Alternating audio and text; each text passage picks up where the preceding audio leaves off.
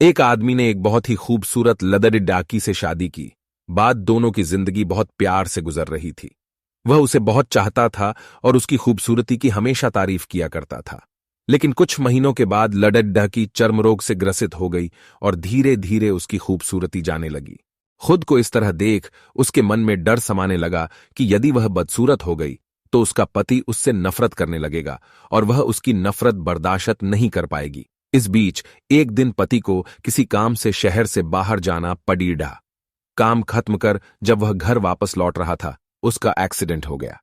Accident में उसने अपनी दोनों आंखें खो। लेकिन इसके बावजूद भी उन दोनों की जिंदगी सामान्य तरीके से आगे बढ़ती रही।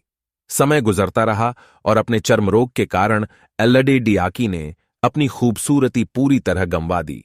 वह बदसूरत हो गई, लेकिन अंधे पति को इस बारे में कुछ भी पता नहीं था। इसलिए इसका उनके खुशहाल विवाहित जीवन पर कोई प्रभाव नहीं पड़ेगा। वह उसे उसी तरह प्यार करता रहा। एक दिन उस लड्ढकी की मौत हो गई। पति अब अकेला हो गया था। वह बहुत दुखी था। वह उस शहर को छोड़कर जाना चाहता था।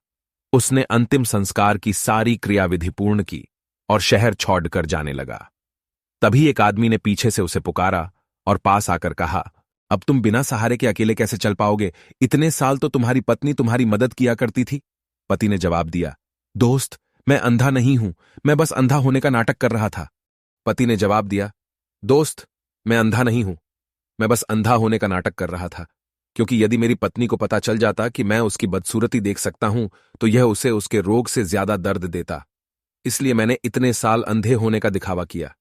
वह बहुत अच्छी पत्नी थी। मैं बस उसे खुश रखना चाहता था। खुश रहने के लिए हमें भी एक दूसरे की कमियों के प्रति आंखें बंद कर लेनी चाहिए और उन कमियों को नजरअंदाज कर देना चाहिए।